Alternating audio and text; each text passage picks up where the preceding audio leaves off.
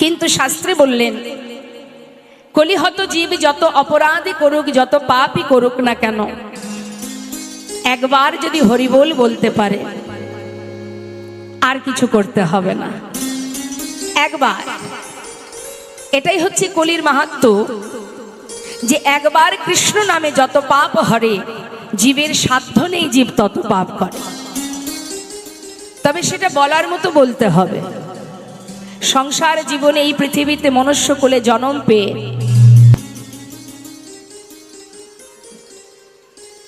মনুষ্যকুলে জন্ম পাওয়ার পর আমরা যে সংসারের মধ্যে ত্রিতাপ জ্বালা ভোগ করছি, এই ত্রিতাপ জ্বালায় থেকে মুক্তি পাওয়ার জন্য যদি ভগবানের কাছে কাঁদি, ভগবানকে ডাকি যে হে ভগবান, কেন এত কষ্ট দিচ্ছ, কেন এত দুঃখ দিচ্ছ?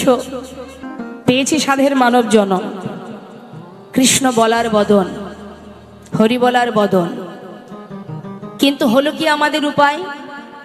মায়ার সংসারে আবদ্ধ হয়ে অনিত্য বস্তুকে জড়িয়ে ধরে দিন অতিবাহিত করছি। সংসার আমার, পরিবার আমার, যা কিছু জগতে আছে সব আমার, আমার আমার করে দিন কাটছে আমাদের। কিন্তু একবারও ভাবিনি সত্যি কি এরা আমার? সারা জীবন বাবা মা সন্তানের ভালোর জন্য নিজের জীবনটা দিন রাত খেটে একাকার করে দিল, অবশেষে সেই মাতা পিতার জায়গা হলো বৃদ্ধাশ্রমে। বলুন মা, তাহলে কে আমার? মানুষ প্রতিটা মুহূর্ত বদলায়। মানুষ আপনি সারা জীবন তার জন্য ভাববেন, তার জন্য করবেন, আপনার ততটুকুনি সময় ভালোবাসা আছে, মায়া ততটুকু সময় আছে যতটুকু সময় আপনি দিতে পারবেন অন্যের জন্য। যেদিন থেকে আপনি আর পরিবারের জন্য কিছু করতে পারবেন না, আপনার ক্ষমতা ফুরিয়ে যাবে, আপনার চলার শক্তি থাকবে না, বলার শক্তি থাকবে না, যেদিন দশেন্দ্র ষড়রিপু শিথিল হয়ে যাবে, সেদিন দেখবেন আপনার যে মায়া সেও আপনাকে ছেড়ে চলে গেছে। কিন্তু জগতে একজন আছে যে কখনো আপনাকে ছেড়ে যাবে না, যিনি সর্বদাই আপনার মাথার উপরে ছায়ার মতো ছায়া হয়ে আছে, শুধু দেখার নয়ন নেই তাই দেখতে পাচ্ছেন না। সদা সর্বদাই যিনি আছেন, দুঃখে আছেন, সুখে আছেন, ভালোতে আছেন, মন্দতে আছেন। এখনো ভাবতে হবে মা। একজন কন্যাদায়গ্রস্ত পিতা, ব্রাহ্মণ পিতা, তিনি এসেছেন কিছু সাহায্যের জন্য। যখনই বারবার হাত বাড়িয়ে সাহায্য চাইছে, ওই দাঁড়ি বারবার তাকে তাড়িয়ে দিচ্ছে। আর এই ঘটনাটা দেখছে ছোট্ট শিশু সেই বারান্দাতে বসে বসে। বারবার ব্রাহ্মণ এসে বলছে আমায় কিছু সাহায্য দাও, আর তাকে বারবার তাড়িয়ে দেওয়া হচ্ছে। বারবার যখন তাড়িয়ে দিচ্ছে, শিশুটি জিজ্ঞাসা করলেন, অর্থাৎ কৃষ্ণচন্দ্র সিংহ জিজ্ঞাসা করলেন যে দাঁড়ি, তুমি ওনাকে তাড়িয়ে কেন দিচ্ছ? কি চাইছেন উনি? বাবু, উনি একজন কন্যাদায়গ্রস্ত পিতা, কিছু সাহায্যের জন্য এসেছে, কিন্তু এই জমিদার মহলে একটা নিষেধ আছে, কাউকে দান ধ্যান কিছু করা যাবে না। ওকে বারণ করা সত্ত্বেও শুনছে না। ছোট্ট ছেলে 12 বছরের শিশু কৃষ্ণচন্দ্র সিংহ বলে উঠলেন, শোনো দাঁড়ি, আমার পিতা মস্ত বড় জমিদার, যার দ্বারে এসেছেন একজন অসহায় পিতা। সেই পিতা কিছু সাহায্যের জন্য এসেছে, আর যার এত ধন ঐশ্বর্য, এত বড় জমিদার যিনি, একজন অসহায় পিতাকে একটু দান করতে পারবে না? যাও, তুমি কি আমার পিতাকে জানাও আমি তার পুত্র, আমি তাকে বলছি সে যেন 1000 টাকা এই ব্রাহ্মণকে দান করে দেয়। এই কথাটা শোনা মাত্রই প্রাণ কৃষ্ণ একটু রেগে গেলেন মা, যে প্রতিজ্ঞা আমি করেছি, আমার বাক্য লঙ্ঘন করে আমার সন্তান, এত বড় স্পর্ধা, আমার বাক্যকে উপেক্ষা করে, আমাকে আদেশ করে। দুধের শিশু 12 বছর বয়স, সে আমাকে আদেশ করে। দ্বারে যে ভিখারি এসেছে, যে ব্রাহ্মণ এসেছে, তাকে 1000 টাকা দান করে দাও, আর আমার পুত্রকে জানিয়ে দাও যতদিন সে নিজে রোজগার করতে না শিখবে ততদিন দান করবার স্পর্ধা যেন না দেখায়। সঙ্গে সঙ্গে ছোট্ট শিশু বলে উঠলেন, দাঁড়ি আমার পিতাকে জানিয়ে দাও, যার এত ধন ঐশ্বর্য, যে একজন অসহায় পিতাকে 1000 টাকা দিতে চায় না, এমন পিতার সন্তান আমি। আজ আমি প্রতিজ্ঞা করলাম, এমন পিতার মুখ আমি আর দেখব না।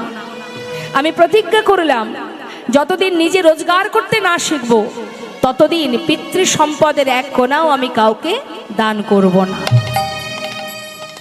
12 বছরের ছোট্ট ছেলে পিতার প্রতি ক্ষোভে, অভিমানে, দুঃখে সব কিছু ত্যাগ করে ওই মুর্শিদাবাদ জেলা ছেড়ে চলে এলো বর্ধমান জেলায়। বর্ধমানে এসে একটি ফেরেস্তাদারে 20 টাকা বেতনে কাজ করতে শুরু করলো ছোট্ট 12 বছরের ছেলে লালাবাবু। এখন 20 টাকা বেতনের কাজ করছে একটি ফেরেস্তাদারে, আর মনে মনে প্রতিজ্ঞা করেছে এমন পিতার মুখ সে আর দেখবে না। কিন্তু বাবা সন্তান অভিমান করে চলে যাবার পর একটু একটু করে তার ভিতরে আফসোস, ক্ষোভ জন্মাচ্ছে। কি আমি একই করলাম, আমার একটি কথার কারণে চিরতরে সন্তান চলে গেল। আমি ওর অভিমান কি করে ভাঙাবো, কি করে ওকে ফিরিয়ে আনবো? এলাকার যত প্রজাবর্গ আছে সবাইকে পাঠিয়ে দেয়, যাও আমার সন্তানকে বুঝিয়ে ঘরে নিয়ে এসো। কিন্তু সে প্রতিজ্ঞাবদ্ধ, এমন পিতার মুখ সে আর দেখবে না। প্রতিজ্ঞাবদ্ধ বলে সে কিছুতেই আর ফিরছে না। আর এদিকে প্রাণ কৃষ্ণ সিংহ সন্তান শোকে কাতর হতে হতে এক সময় শয্যাশায়ী হলেন। শয্যায় শুয়ে আছে মা, আর সেই সময় মনে মনে ভগবানের চরণ স্মরণ করে বলছে, প্রভু এতদিনে যা কিছু আমার করে রেখেছিলাম, আজ সব কিছু পরিত্যাগ করে তোমার কাছে ফিরে যাব।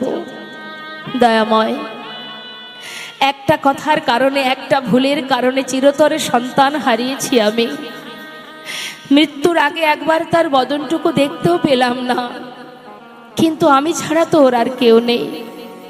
তাই তোমার চরণে আমার সন্তানকে আমি সঁপে দিলাম, তুমি কৃপা করে ওকে রক্ষা করো দয়াময়।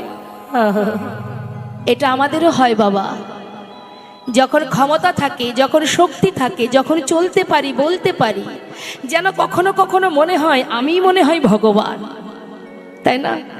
আত্ম অহংকারে বশীভূত হয়ে যায় আমরা। কিন্তু যখন আমাদের সমস্ত ইন্দ্রিয়গুলো শিথিল হতে থাকে, চলার শক্তি ফুরিয়ে যায়, দেখার শক্তি, বলার শক্তি, শোনার শক্তি যখন একটু একটু করে কমতে থাকে, তখনই যেন মনে হয় এ আমি কি করলাম? আমার বলতে তো কিছুই নেই, কিছুই তো আমার নয়। কাতব কান্তা কাস্তে পুত্র সংসারয় বতিব বিচিত্র নলিনী জলগত তরলাঙ্গ তৎপদ অতিশয় চপল। ঠিক কেমন জানেন? একটা পদ্ম পাতার উপরে জলের বিন্দু থাকলে পদ্ম পাতার উপরে জলের বিন্দুটা টলমল টলমল করে, কিন্তু দেখলে মনে হয় এই বোধহয় পড়ে গেল। যদি কখনো সেই জলের বিন্দুটা পড়ে যায়, পাতার উপরে জলের কোনো দাগ থাকে? থাকে কি মা? পদ্ম পাতার উপরে জলের বিন্দু যদি পড়ে যায়, তো সেই পাতার উপরে জলের কোনো দাগ দেখা যায়? দেখা যায় না।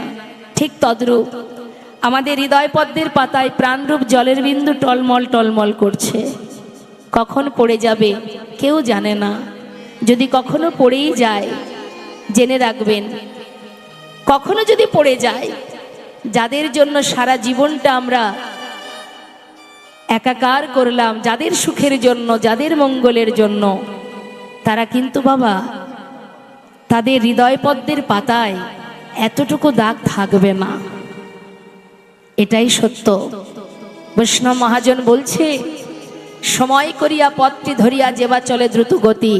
অর্থাৎ সময়ের সাথে সাথে যদি আমরা আমাদের সঠিক পথ, সঠিক মানুষকে খুঁজে পাই, শাস্ত্রে বললেন সময়ের শেষে অনায়াসে সেজন চলে যায় আপন বাস হতে। তাই গৌর হরি।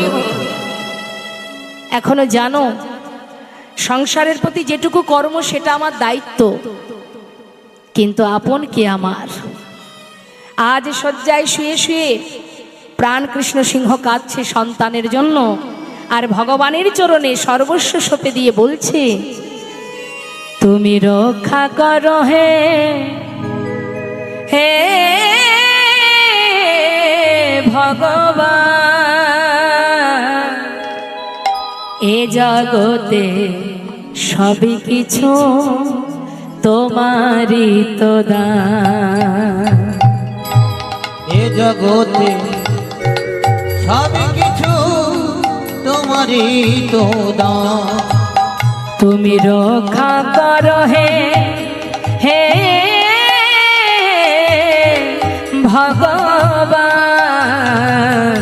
এ জগতে সবে কিছু তোমারই তো দান। তুমি রক্ষা করো হে তুমি ভগবান, এ জগতে সবই কিছু তোমারই তো দান।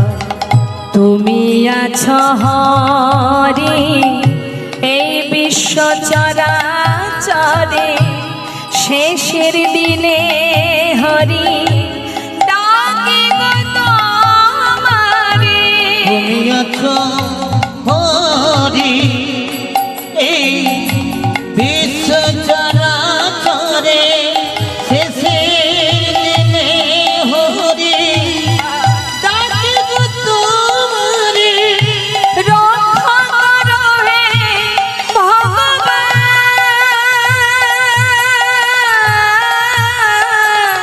রক্ষা করো হে ভগবান, রক্ষা করো হে ভগবান। রক্ষা করো হে ও হে ভগবান, বলো এ জগতে সব কিছু তোমারই তো দান। হে এ জগতে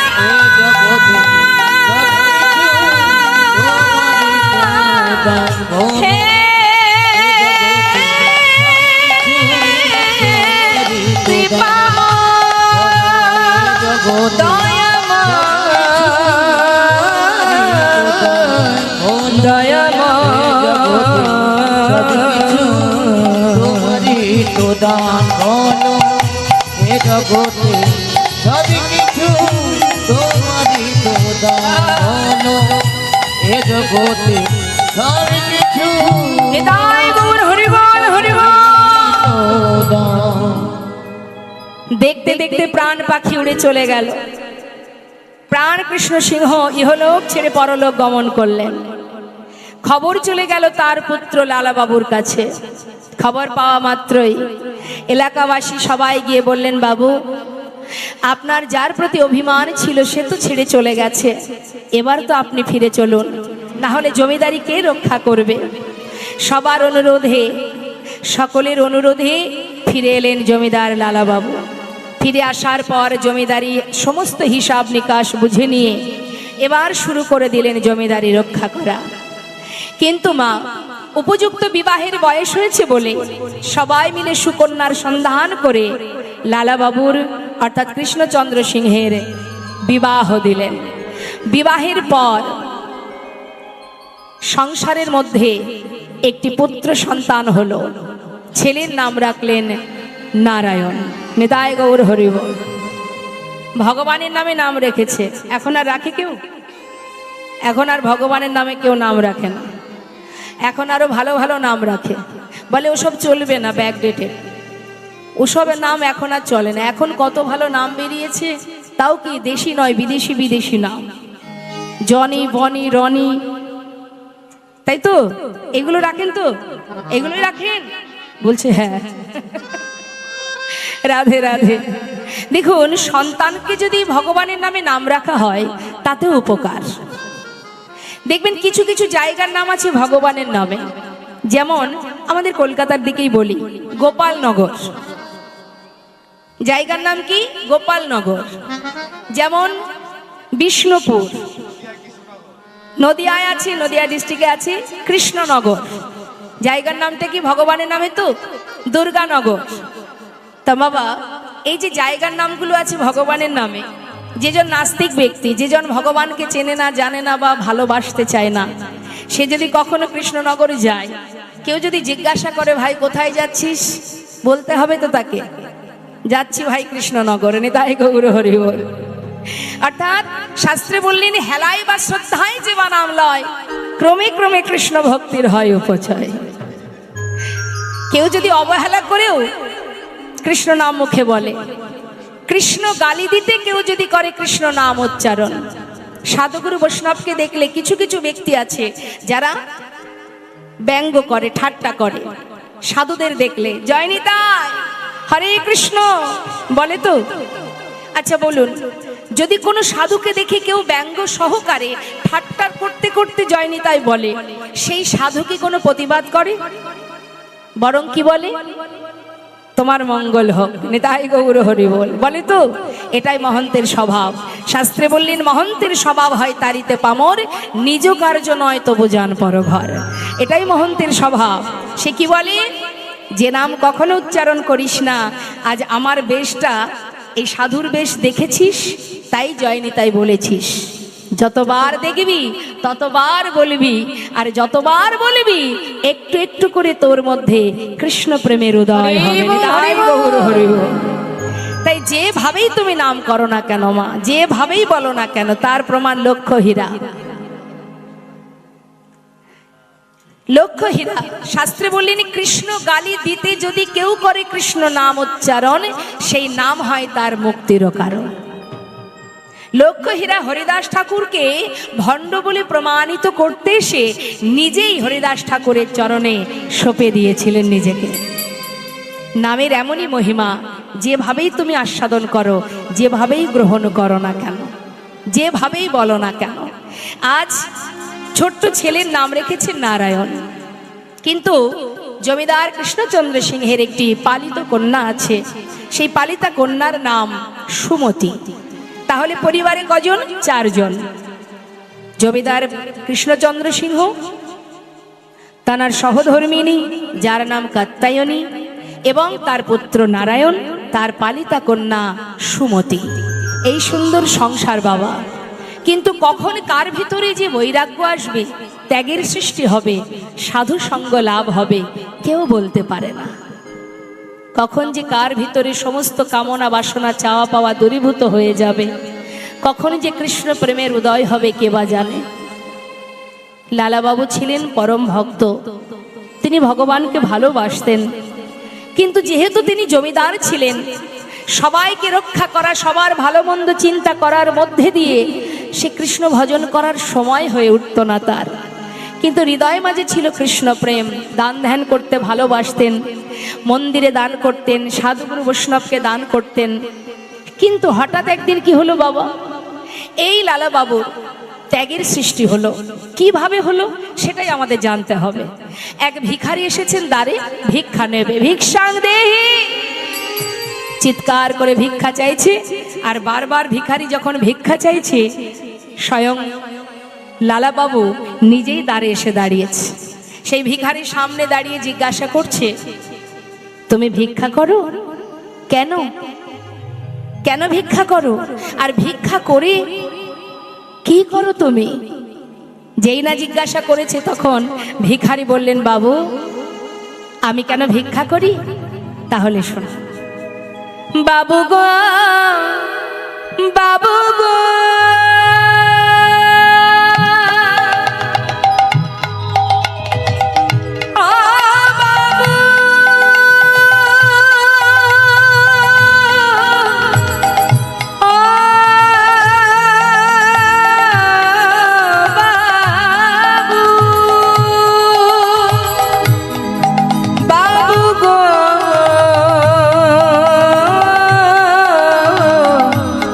বাবু গো,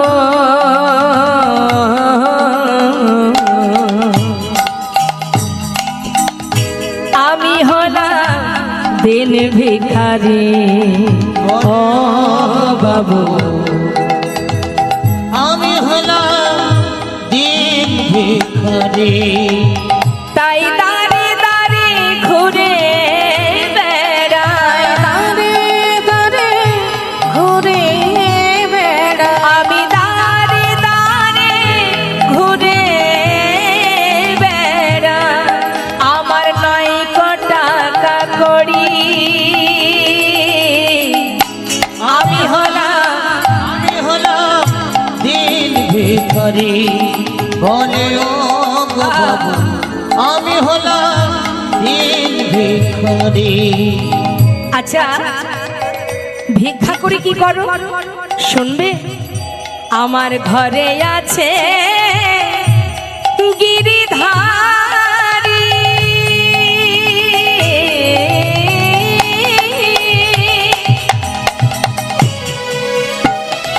আমার ঘরে আছে গিরিধারী তাই দাঁড়ে দাঁড়িয়ে আমি ভিক্ষা করি। আমার ঘরে আছে গিরিধারী বাবু গো বাবু গো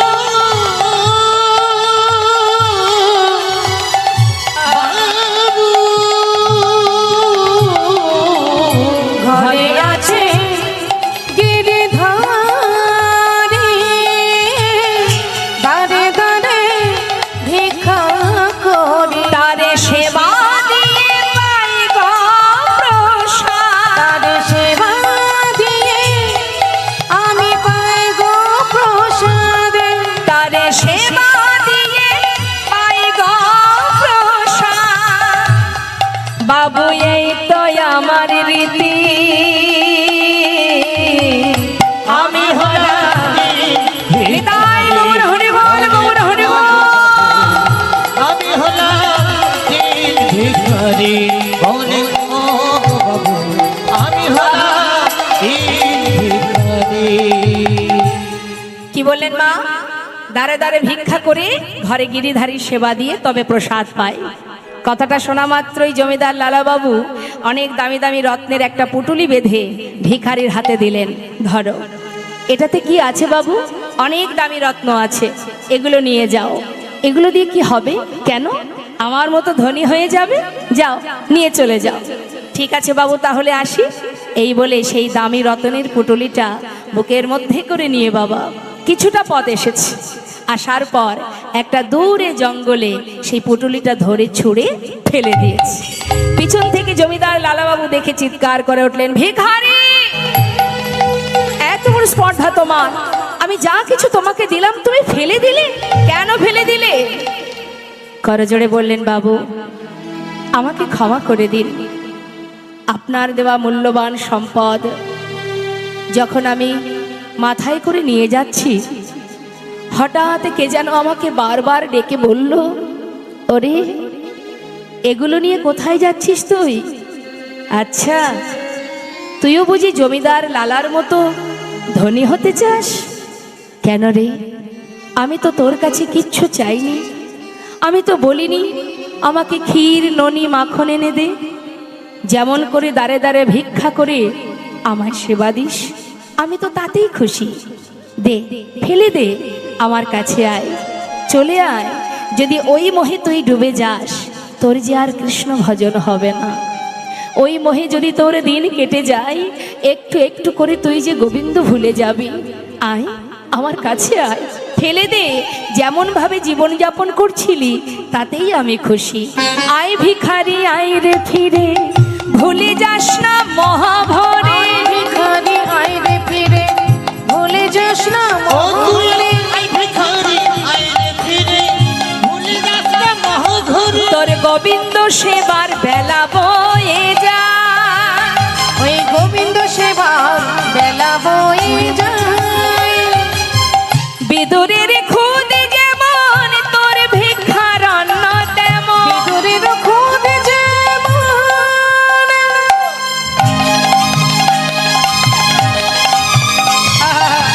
তোর ভিক্ষার অন্ন তেমন। বিদুরের খুদ যেমন তোর ভিক্ষার অন্ন তেমন। সেবা দিতে ভুল করিস নে আমার, সেবা দিতে ভুল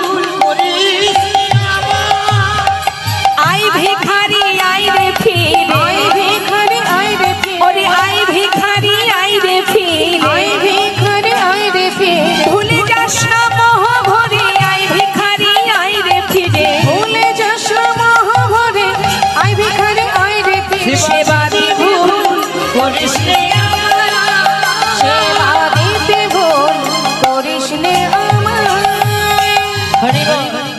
একবার আমার কাছে ফিরে আয়, সব ফেলে দে, দাঁড়ে দাঁড়ে ভিক্ষা করে যেমন ভাবে সেবা দিস আমি তাতেই খুশি। হরি বল। বললেন বিদুরের খুদ যেমন তোর ভিক্ষার অন্ন তেমন। মহাভারতে বাবা ভগবান কৃষ্ণ যিনি গিয়েছিলেন হস্তিনাপুরে, তখন হস্তিনাপুরে যাওয়ার পর দুর্যোধন বলেছিল সখা এসো আজ আমি তোমাকে রাজভোগ খাওয়াবো। তখন গোবিন্দ বলেছিলেন দুর্যোধন সেবাই যদি আমায় করতে হয় আমি তো তোমার কাছে সেবা করব না, সেবা করব ওই দাসী পুত্র বিদুরের ঘরে। নেতাই গৌর হরি বল। যেখানে শাক অন্ন সেবা করেছিলেন মা ভগবান, বিদুরের স্ত্রী একটা কলা সেবা দেবে বলে ভুল করে কৃষ্ণ প্রেমে এমনটাই হয়েছে, এমন আবেগ হয়েছে, গভীরভাবে গোবিন্দ প্রেমে পাগল হয়ে চোখের জলে বুক ভাসিয়ে কাঁদছে। বিদুরের সহধর্মিনী চোখের জলে বুক ভাসিয়ে কাঁদতে কাঁদতে কলাটা খোসা ছাড়িয়ে শ্বাসটা ফেলে দিয়ে খোসাটা দিয়েছিলেন ভগবানের হাতে। ভগবান তার ভক্তি দেখে, তার প্রেম শুদ্ধ ভালোবাসা দেখে সেই খোসাটাই সেবা করেছিলেন। কেন? তাতে যে শুদ্ধ ভক্তি ছিল। তিনি তো আর কিছু চান না মা। শুধু তাই নয়, ত্রেতা যুগে রাম অবতারে যে শবরীর এঠো কুল সেবা করেছিলেন প্রভু রামচন্দ্র। একবার চিন্তা করতে হবে ভালোবাসা কাকে বলে। আমরা আমাদের উচ্ছিষ্ট কাকে দিই? সন্তানকে দিই তো, দিতে পারি আমরা, আমাদের সন্তানকে খাওয়াই বা সন্তানের উচ্ছিষ্ট আমরা খাই, ভালোবাসার ধন তাই আমরা দিই, তাই তো? ঠিক তদ্রূপ ভগবানকে যে মনে প্রাণে ভালোবাসে নিজের উচ্ছিষ্ট ভগবানকে তুলে দেয়, তার প্রমাণ হচ্ছে এই শবরী, যিনি জঙ্গলের ভিতরে দিন কাটাতেন গোবিন্দ প্রভু প্রভু রামচন্দ্রের কৃপা পাওয়ার আশায়। প্রতীক্ষায় থাকতে থাকতে প্রতিদিন জঙ্গল থেকে কুল পেড়ে আগে নিজে কিছুটা খেয়ে দেখতো, কুলটা খেয়ে দেখতো মিষ্টি না টক না কেমন। যেটা দেখতো মিষ্টি কুল অর্ধেকটা সেবা করে আর অর্ধেকটা রেখে দিত। কেন না? আমার রাম আসবে, আমি রামকে খাওয়াবো। প্রভু রামচন্দ্র মা সীতাকে উদ্ধার করার জন্য যখন জঙ্গলে যায় মা, ওই বনের মধ্যে শবরীর কুঠিরে গিয়ে শবরীর সেই উচ্ছিষ্ট সেই এঠো কুল প্রভু সেবা করেছিলেন। ভালোবাসার মতো যদি কেউ বাসতে পারে, ভগবানের সাধ্য নেই দূরে থাকার। তার সুন্দর একটা দৃষ্টান্ত আজ আপনাদের আমি শোনাবো। ডাকার মতো ডাকতে সারা জীবন ডাকতে হয় না, সারা জীবন ডাকা লাগে না। যদি ডাকার মতো কেউ ডাকে, তার একটা সুন্দর প্রমাণ। এটা কিন্তু কোনো গল্প নয়, অতি বাস্তব। আপনারা যদি বর্ধমান ডিস্ট্রিক্টে যান, বর্ধমান জেলায়, পূর্ব বর্ধমান জেলায়, যেটা আজও বর্তমান, আজও সেই মন্দিরে পূজা হয়। ছোট্ট 12 বছরের ছেলে যার নাম ছিল রঘুনন্দন। পূর্ব বর্ধমানে, জায়গাটি শ্রীখণ্ড। শ্রীখণ্ড নিবাসী মুকুন্দ দাস, যিনি ছিলেন বড় কবিরাজ। এই মুকুন্দ দাসের একমাত্র পুত্র যার নাম রঘুনন্দন। তিনি এত ভালো কবিরাজি জানতেন। আগেকার সময়তে এত মেডিসিন, এত ওষুধ ছিল না। কোনো ব্যক্তি অসুস্থ হলে গ্রামের মধ্যে কোনো বৈদ্য বা কোনো কবিরাজকে ডাকা হতো। তা মুকুন্দ দাস এত ভালো কবিরাজি জানতেন, গ্রামে কোনো ব্যক্তি অসুস্থ হলে সেখানে তাকে যেতে হতো। কিন্তু হঠাৎ একদিন হলো কি না, তিনি চিন্তায় মগ্ন যে গ্রামে একজন অসুস্থ, সেখানেও যেতে হবে, ঘরে আমার গোপীনাথ বিগ্রহ, তাকেও সেবা দিতে হবে, একসঙ্গে দুটো কাজ, আমি কোন দিকে যাব? চিন্তা করছে। এমন সময় তার 12 বছরের ছেলে এসে জিজ্ঞাসা করছে, বাবা তুমি কি কিছু ভাবছো, কিছু চিন্তা করছো? হ্যাঁ, আমি বড় চিন্তায় আছি। কি হয়েছে আমায় বলো, তুই বুঝবি না, যা আমার কাছ থেকে যা, তুই ছোট, তুই বুঝবি না। কেন বুঝবো না? তুমি আমাকে বুঝিয়ে বলো, আমি অবশ্যই বুঝবো। তখন মুকুন্দ দাস বলছে, শোন, একসঙ্গে দুটো কাজ, একদিকে আমার গ্রামে একজন অসুস্থ, একদিকে আমার ঘরে গোপীনাথের সেবা, আমি একা মানুষ, কোন দিকে যাব? তখন ছোট্ট ছেলেটি বললেন, বাবা তুমি চিন্তা করছো কেন? গ্রামের কাজে তুমি চলে যাও, আর ঘরে গোপীনাথের সেবা আমি দিয়ে দেব। তাই নাকি? মুকুন্দ দাস বলছে, সেবা বললেই কি সেবা দেওয়া যায়? ভগবানের সেবার অনেক নিয়ম আছে, মন্ত্র জানতে হয়। তুমি তো কিছু জানো না। বাবা, আমি তোমার মতো মন্ত্র জানি না ঠিকই, কিন্তু আমি যদি ওকে ভালোবেসে খাওয়াই, ও কি খাবে না? ঠিকই তো। মুকুন্দ দাস মনে মনে চিন্তা করছে, সত্যি তো, সবার ঊর্ধ্বে ভক্তি, তাতে মন্ত্রের প্রয়োজন হয় না। যদি কেউ ভক্তি ভরে ভালোবেসে ভগবানের সেবা দেয়,